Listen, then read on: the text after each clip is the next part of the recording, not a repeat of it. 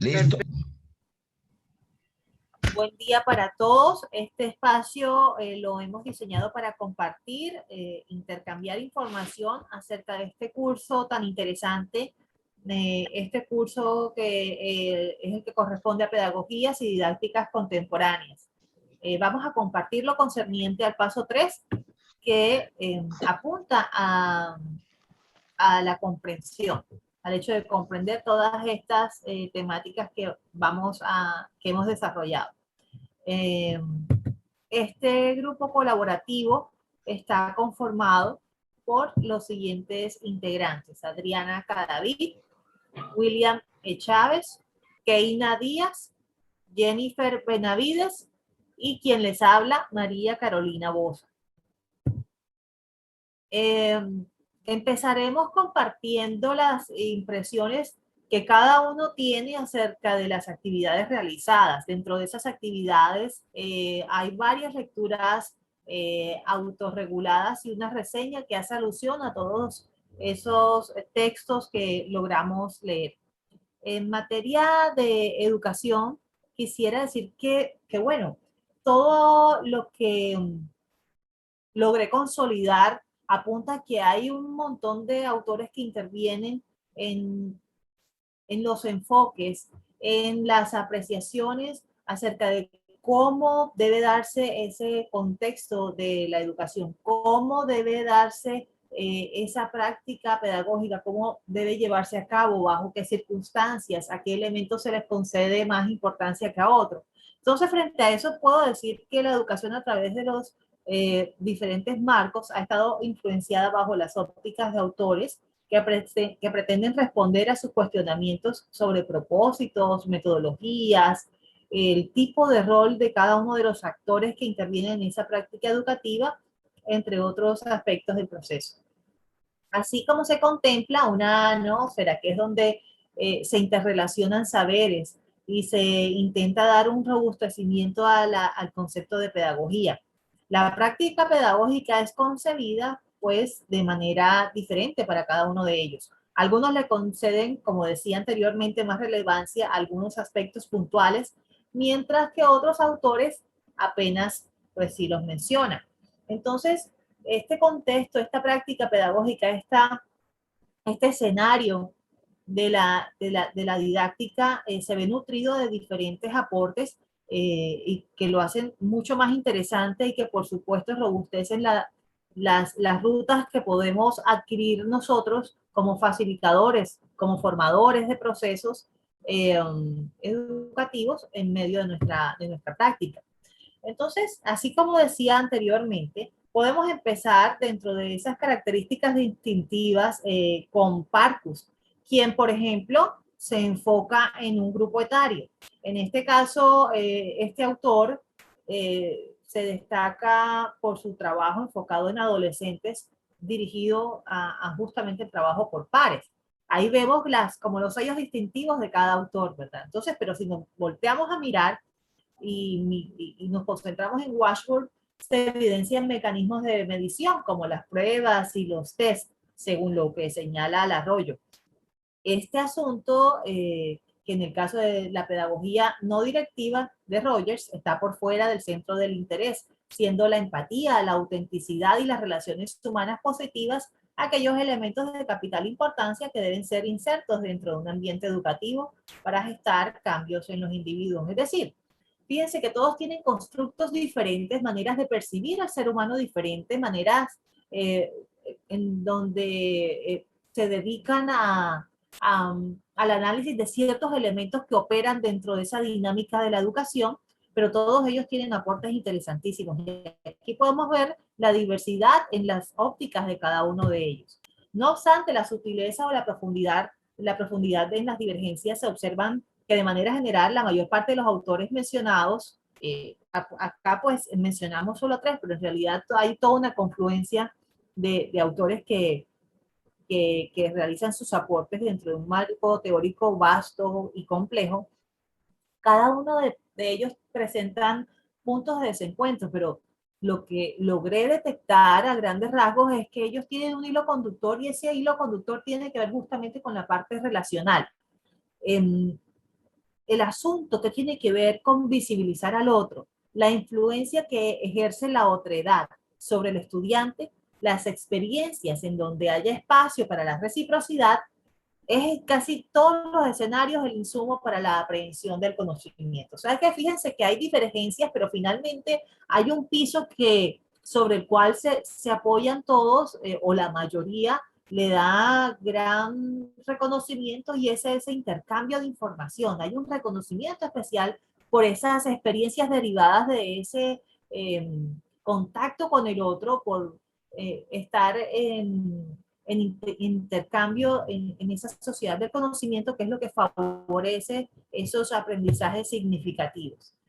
Si yo intentase hacer una extrapolación a los métodos, ambientes, recursos que están presentes en esta práctica pedagógica pues local nuestra, colombiana, resultaría en algunos escenarios complejos concebir la operacionalización de ciertos planteamientos. Por ejemplo, si nos vamos por el lado humanista, en donde el docente debe hacer las veces de facilitador y promover la capacidad potencial de autorrealización de los estudiantes para gestar procesos de autoaprendizaje y creatividad, según lo que señala Ortiz, nos vamos a encontrar con unos choques y unas contradicciones que pueden resultar un poco frustrantes, porque fíjense que teniendo en cuenta esto, en algunos ámbitos educativos se encuentran puntos divergentes en cuanto al rol esperado por parte del estudiante, el rol del docente y los métodos utilizados en el país. Parece que se ha trazado una ruta hacia la validación del mundo del estudiante. O sea, antes era un simple recipiente sobre el cual se vertían los conocimientos. Ahora hay que tener presente los conocimientos previos de ese individuo, poseedor también de un criterio propio, que tiene facultades para participar de manera activa en su propio proceso de conocimiento. Pero si metemos todo eso en una gran olla, en un gran espacio, si lo vertemos todo en un mismo espacio, vamos a encontrar tensiones en la práctica, porque fíjense que los resultados a veces terminan siendo asociados al pesimismo o a la frustración de los docentes al interpretar que los estudiantes no tienen los conocimientos correctos. O sea, en la práctica está un poco desafiante. Dicen los docentes, a veces que los estudiantes tienen arraigos culturales difíciles de desestimar y que son perjudiciales en ocasiones para avanzar en esos procesos de aprendizaje. Esos elementos están en contraposición de esa intención de fortalecer las libertades del educando. Entonces termina siendo el educador un agente que termina convenciendo al educando acerca de su propio criterio. Eso lo señala Peñaranda y otros autores. Entonces, aunque se tengan otras intenciones, pues terminan a veces perpetuándose prácticas transmisionistas. Ese es pues mi aporte, queridos compañeros. Espero que haya quedado más claro mi punto de vista, y con eso doy por terminada mi intervención. Le doy paso a otra compañera que va a continuar con sus comentarios. Adelante. Hola, buenas noches a todos. Les habla Adriana Cadavid. A mí me gustaría hablar un poco acerca de algunos autores o pedagogos que hicieron grandes aportes a la pedagogía y la didáctica a través de la historia. Uno de estos grandes autores fue John Dewey, quien promovió una enseñanza por acción en donde pues el aprendizaje ya deja de ser mecánico y formal y pasa como a enfocarse en los intereses productivos del estudiante. Por lo tanto, Dewey pues estableció esos nuevos métodos de enseñanza, los cuales estaban más centrados en el pensamiento y dejando a un lado este aspecto, perdón, fue dejado a un lado por algunos pedagogos en aquella época. Y esto se denominó el método de problemas. Es un método cuyo propósito parte pues de esas actividades del menor y la manera en que se relaciona con esto. Pues, entre tanto, fue uno de los pocos que se interesó en la metodología de aprender haciendo, o sea, aprender a través de la experiencia, que viven los estudiantes con su entorno, con esas metodologías que se aplican para poder lograr una verdadera apropiación del conocimiento. Igualmente, María Montessori fue una de las pocas profesionales que se interesó, se centró en la libertad, en la educación, puesto que en aquella época la educación era muy tradicional, simplemente se basaba como ese papel de emisor y receptor, el docente es el que sabe, transmite el conocimiento y el estudiante simplemente se dedica a escuchar, no construye su experiencia, no construye su conocimiento a través de esa experiencia. Entonces, esta María Montessori buscaba que los niños fueran más autónomos en su proceso de aprendizaje, adquiriendo hábitos de orden y escolares. Inclusive en la actualidad se aplica todavía en la parte educativa los métodos de María Montessori y han resultado muy, muy positivos en los procesos de enseñanza y aprendizaje porque se ha logrado desarrollar en los estudiantes más que la enseñanza, la parte cognitiva. ¿Por qué? Porque las experiencias que ellos experimentan a través de los procesos de enseñanza y aprendizaje, pues les lleva a adquirir por medio de los sentidos grandes, sí, como aprender, o sea, aprender y conocer más y explorar más el mundo. Igualmente, Claparet propuso una pedagogía funcional con el propósito de enfocarse como en esas necesidades de los niños y estableció que toda actividad pues debe originarse por una necesidad. No se deben establecer actividades o estrategias solamente por establecerlas, sino que se deben tener en cuenta las necesidades educativas de los niños para así proponer esas estrategias que se ajusten a dichas necesidades.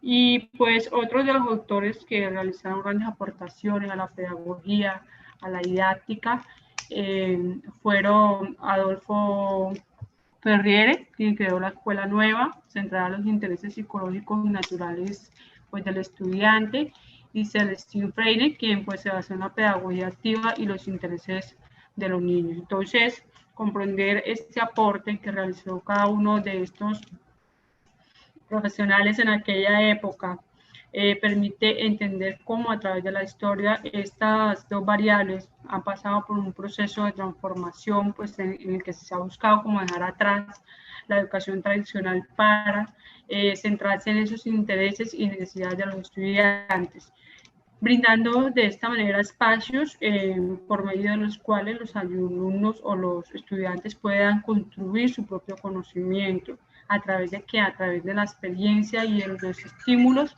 que los rodean, lo cual representa pues un paso muy muy importante para la pedagogía. Continuamos con otro de mis compañeros, Feliz noche.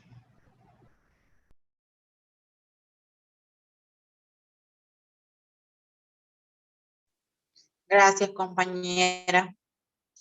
Esperemos a ver si yo puedo compartir. A ver. Un momento.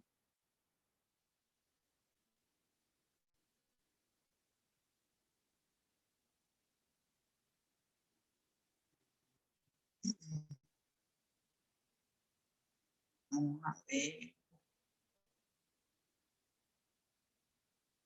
No. No me deja. No me deja compartir.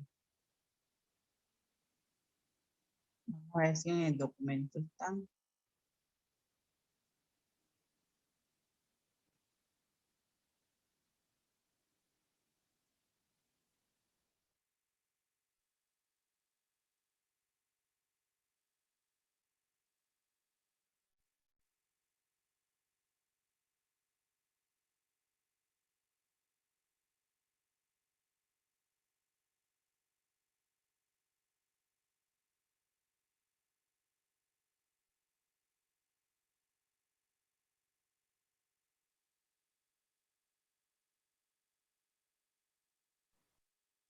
¿Sigues teniendo dificultades, compañera?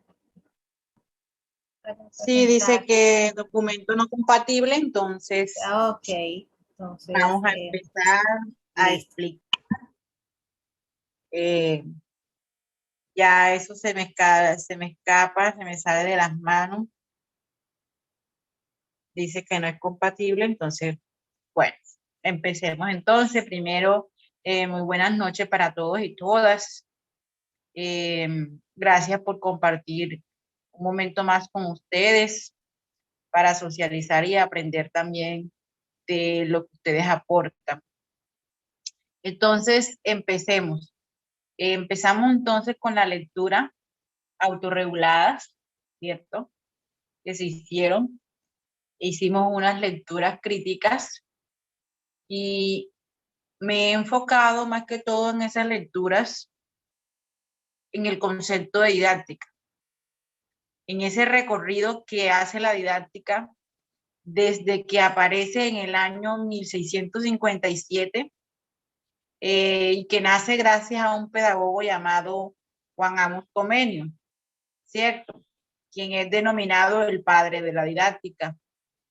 En su obra La didáctica magna, él manifiesta que las clases altas tenían acceso al arte, a la política, a la filosofía y otras cosas, pero que las clases medias, bajas, aprendían oficios en los talleres. Entonces, fíjense que la didáctica de que nace como con ciertas características, beneficiando a unos, pero a otros no, ¿cierto? Acuérdense que antes era muy dominante eso de las clases y los rangos sociales, económicos y todo eso. Con el tiempo nos damos cuenta en las otras lecturas que el concepto de pedagogía evolucionó, ¿sí? Evolucionó para bien. Entonces, ya nace no solamente como algo normativo, sino como una disciplina que busca más que todo ser implementada, ¿sí? Como un modelo de enseñanza. Entonces, ella empieza de una u otra manera a cambiar la perspectiva que tenían desde el momento en que nace con la educación tradicional, la pedagogía tradicional, hasta la actualidad. Entonces ella empieza a pasar desde la pedagogía tradicional, entonces sigue con la escuela nueva, la pedagogía crítica, ¿cierto? La pedagogía de liberación, hasta las pedagogías contemporáneas, que es donde estamos. Y fíjense que en la actualidad la didáctica tiene otro tipo de concepto. Ya el concepto de didáctica no es el mismo de antes, ya el concepto de didáctica, además de ser, algunos pues lo llaman arte de enseñar, la didáctica ya nos permite a nosotros como docentes tener esas armas, esas estrategias, buscar esos materiales para poder dar el proceso de enseñanza, ¿sí? Y para que nuestros estudiantes puedan aprender. Eso en relación a las lecturas. Otra de las lecturas que más me llamó la atención, que quiero resaltar aquí con ustedes, en el texto de Asprell, 2001, lo que tiene que ver con la formación del docente. Entonces, dentro de ese texto, la autora señala que el docente, además de saber, ¿cierto?, de tener un conocimiento pedagógico, también debe tener un conocimiento sustantivo, al que ella llama, es propio de los conceptos, de la temática que va a abordar. Debe tener también un saber institucional. Entonces, ese saber institucional hace parte o hace referencia a todo lo que tiene que ver con el contexto en el cual yo me desenvuelvo como docente, en esa práctica pedagógica. Entonces, sabemos ya que esos tres saberes, esos tres conocimientos, son tan importantes en la formación del docente y que hay que tenerlos en cuenta. Por otra parte, en lo referente a la reseña crítica, la didáctica y los modelos de aprendizaje, yo hago un breve análisis del concepto de didáctica desde que nace hasta la actualidad. Voy mencionando en cada uno de ellos algo propio, representativo de cada modelo y lo que la didáctica aporta, ¿sí? Y finalmente, cierro la reseña crítica con una pregunta de importancia que tiene que ver con el valorar la didáctica hoy día, ¿sí? Entonces, ese es mi aporte, compañeros, respecto al tema. No sé quién siga después de mí.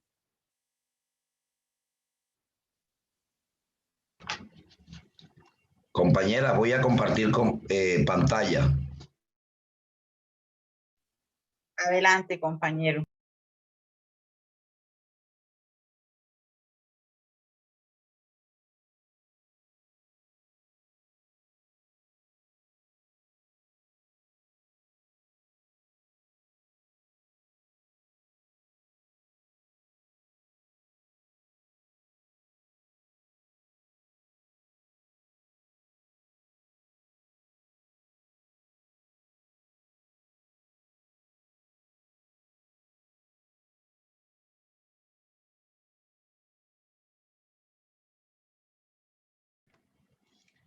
Buenas noches, compañeras.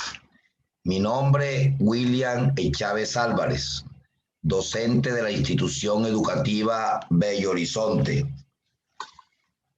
Voy a dar inicio a unas partes de las lecturas reguladas del autor Asprelli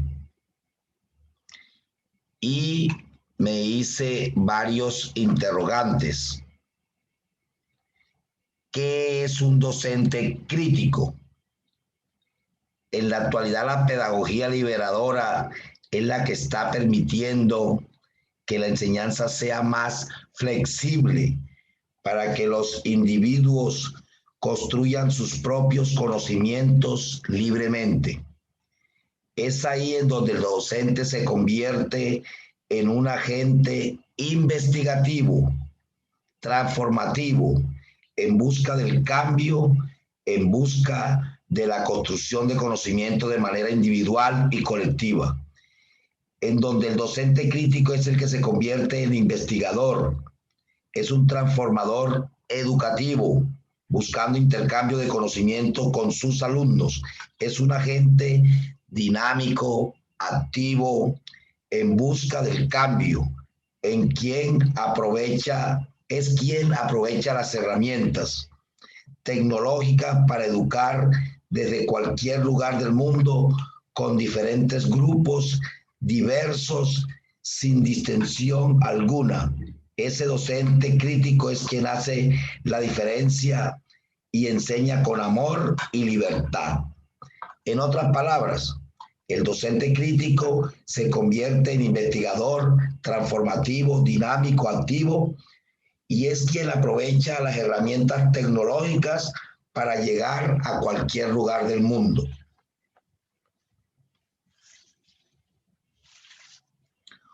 Otro interrogante, el segundo, ¿qué aspectos caracterizan la formación del docente? La formación docente se refiere a las políticas y procedimientos planeados para preparar a potenciales profesores dentro de los ámbitos del conocimiento, actitudes, comportamientos y habilidades, cada uno necesario para cumplir sus labores eficazmente en el salón de clases y la comunidad educativa. La formación del docente es aquel en donde el docente se capacita para ejercer su papel de transmisor de conocimientos y saberes. Para ello, el docente debe estar a la vanguardia de prepararse constantemente en conocimientos adquiriendo habilidades. desarrollando procesos de enseñanza pedagógica, convirtiéndose en docentes transformativos, altamente capacitados, intercambiando saberes con los estudiantes y formando hombres del mañana. El tercer interrogante que me hice es: ¿cómo defines el proceso de enseñanza-aprendizaje? El proceso de enseñanza-aprendizaje es por medio del cual los docentes transmiten los conocimientos y saberes a los estudiantes mediante estrategias didácticas e interactivas, buscando en ellos la construcción e intercambio de conocimientos. La comunicación didáctica son uno de los elementos fundamentales para lograr un aprendizaje eficaz, permitiendo comunicarse con diferentes grupos sociales e intercambiar saberes de manera espontánea y voluntaria. Es decir, que en el proceso de enseñanza-aprendizaje debe haber un transmisor, que es el docente, que imparte los conocimientos, y un receptor, alumno. En mi reseña crítica, opino que en el mundo actual de la educación, atraviesa un momento muy especial, un momento de crisis en cierta forma, pero también de oportunidades. Durante mucho tiempo, en casi todos los entornos educativos, se ha educado para el conocimiento, las aptitudes y las rutinas establecidas eran suficientes.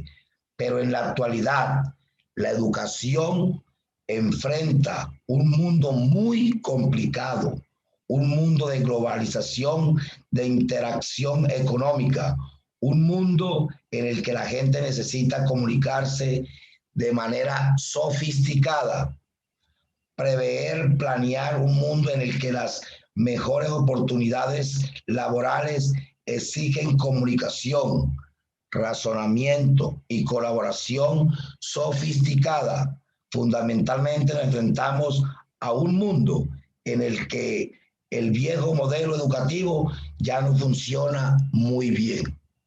Gracias, compañeras. Bueno, compañero, muchas gracias por su intervención. 1, 2, 3. Ya. Ok, compañeros. A continuación quiero compartir con ustedes mi reflexión o mi síntesis con respecto a las lecturas autorreguladas. Antes de empezar, quiero hablar sobre unos autores que contribuyeron de manera significativa en la didáctica, en la formación docente. Antes de compartir con ustedes o de hablar un poco acerca del interrogante que me pareció muy interesante en esa parte de la lectura. Entonces, en este orden de ideas, quiero hablar un poco acerca de Rousseau o de unos autores que fueron muy importantes en relación a los procesos formativos, en la formación docente, en la formación del individuo. Y bueno, en esa oportunidad, entonces Rousseau, para él la naturaleza influye de manera significativa en los procesos de enseñanza-aprendizaje del individuo, porque da como una mirada, una visión que a través de los sentimientos, las emociones y se pueden mejorar o se pueden construir los procesos de enseñanza-aprendizaje. Él habla un poco acerca de que la naturaleza influye de manera significativa y esto parte de esa naturaleza en la que el niño, en el que el niño está en contacto, que eso va de los primeros años de vida hasta la edad adulta. Por otra parte, Pestalozzi habla que lo espontáneo y lo creativo son aspectos muy fundamentales en la autoeducación, donde él además hace énfasis en ese respeto que debe haber sobre la naturaleza, ya que esta influye de manera significativa en la construcción de las conductas humanas. Por otra parte, Herbert habla de una pedagogía del interés, donde esa pedagogía parte del alumno por el descubrimiento y el saber. Por otra parte, Spencer habla que la didáctica es una construcción científica donde los conocimientos dependen de las necesidades que tenga el estudiante frente a ese saber o conocer puntos muy claves acerca de un tema en particular que se está estudiando. Y Durkheim habla de una sociología de la educación donde para él describir, analizar e interpretar lo social está orientado en los procesos formativos. Entonces, a partir de todos estos autores contribuyeron de manera significativa en un modelo de la escuela tradicional a un enfoque de la escuela nueva, que es el interrogante que quise compartir con ustedes, que de acuerdo con Carreño, de que la escuela nueva es un movimiento heterogéneo de forma educativa y renovación pedagógica, donde el alumno se pone el alumno en el centro del proceso formativo, en un rol de transformación de la escuela y, por supuesto, en la formación docente, donde la escuela nueva debe reestructurar los modelos, las estrategias y los contenidos de enseñanza con el propósito de desarrollar un proceso más efectivo. Por otra parte, vamos un momento. En otra parte, la segunda lectura habla de unos puntos muy puntuales en los que resalta la didáctica, los procesos que inciden en la formación docente, y todo eso contribuye de manera significativa a desarrollar un proceso significativo. Y en este orden de ideas me propuse o me parecieron interesantes 3 interrogantes, estos relacionados con qué es la enseñanza y cuál es su propósito frente a la educación. Entonces podemos decir que Contreras afirma que la enseñanza pues, se considera como la elaboración de estrategias para entender y acordar las distancias entre las condiciones de la realidad y las aspiraciones educativas. En cuanto a su propósito frente a la educación, Steinhaus habla que el propósito es cambiar a aquellos que se están educando de una manera deseable mediante la socialización e intercambio de ideas, ¿sí? El segundo interrogante es ¿qué son las configuraciones didácticas? Habla de que las configuraciones didácticas, según Ivin, dice que son construcciones elaboradas por el docente con el propósito de desarrollar una enseñanza efectiva, enfocada en los contenidos, los abordajes y recortes para desarrollar un proceso efectivo dentro del aula. La tercera interrogante es ¿desde qué perspectiva se observan los procesos de enseñanza? Entonces, de acuerdo con la lectura, estos se pueden ver desde adentro, desde el interior, que lo que conlleva la interacción, intercambio de ideas, que se pueden dar a partir de la creación de propósitos alcanzables en el proceso de aprendizaje desarrollado en el aula. Otro es desde afuera, desde lo externo, que tiene en cuenta la estructura social y la comunidad como una manera significativa de desarrollar los procesos formativos en el aula, ¿sí? Entonces, en relación a la segunda lectura, quise compartir con ustedes 3 interrogantes que fueron muy interesantes para mí. Uno es relacionado a qué es la didáctica y cómo influye en los contextos educativos. Pues como ya sabemos, la didáctica pues surge en el siglo XVII mediante un pensamiento filosófico y constructivo, pues de diferentes modelos en relación en los procesos educativos. Entonces, en relación a los contextos educativos, la didáctica permite un proceso pedagógico con la finalidad de optimizar los métodos, las técnicas y herramientas utilizadas por el docente en los procesos de enseñanza-aprendizaje. En el segundo interrogante, ¿cuáles son las particularidades de la formación docente?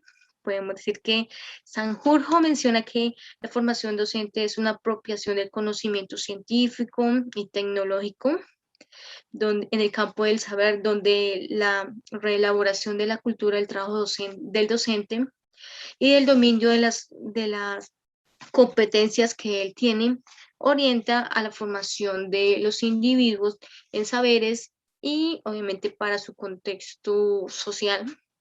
Y finalmente, que la transposición didáctica. De acuerdo con la lectura, podemos hablar de que la transposición didáctica consiste en encontrar una buena instancia del saber que se enseña en relación a los conocimientos disciplinarios y nuevos saberes incorporados en los procesos de enseñanza. Este tiene un enfoque que se adquiere con la práctica del sistema educativo y en la práctica o mejoramiento constante de los currículos que las instituciones educativas plantean y que las instituciones educativas plantean para hacer que el estudiante explore esos conocimientos que tiene y pueda adquirir mejores. Y finalmente, quiero hablar un poco acerca de la reseña crítica. En eso me quise basar en 3 puntos muy interesantes, que es abordar la educación desde diferentes contextos, pensamientos teóricos y posturas a partir de planteamientos teóricos y modelos de aprendizaje. Podemos desarrollar una enseñanza efectiva que trascienda en la transmisión de conocimientos, sino que se forme al individuo, ¿sí? La otra es la didáctica. La práctica docente ha sido un pilar sustancial en los procesos de construcción de la profesión, donde las vivencias y las experiencias contribuyen en el desarrollo de los sistemas de enseñanza a partir de las interacciones que se dan entre el docente, estudiante y los contenidos. Y finalmente, las didácticas, las pedagogías y educación permiten explorar el potencial que tienen los alumnos al momento de aprender, con el propósito de dejar atrás ese enfoque tradicional por una educación orientada a la escuela. Bueno, finalmente, como la conclusión que podemos dar como grupo colaborativo, una vez intercambiado los diferentes pensamientos y análisis que cada uno de nosotros hizo, es que la didáctica y la pedagogía han venido en constante transformación, y a eso ha hecho que la formación docente actualmente sea un proceso que debe ser responsable, que debe ser muy profesional, ya que de eso depende desarrollar los procesos efectivos dentro del aula. Actualmente debemos decir que la formación docente debe ser un proceso que integre más que estrategias, métodos, contenidos, la incorporación de herramientas tecnológicas en su proceso de enseñanza, mediado por la tecnología como una herramienta indispensable que acompaña al docente en su rol formativo mediante el apoyo o soporte de diferentes herramientas didácticas que faciliten la adquisición de conocimientos y en una autonomía donde además se invite al estudiante a que se motive por aprender y desarrollar un proceso efectivo. Entonces, eso es todo por este momento. Muchas gracias a ustedes por compartir este espacio con nosotros. Nos despedimos. Muchas gracias, compañera. Muy Muchas interesantes todos gracias. los aportes. Igualmente, gracias. Gracias por todos esos aportes muy significativos. Gracias, compañera. Feliz noche. Igualmente.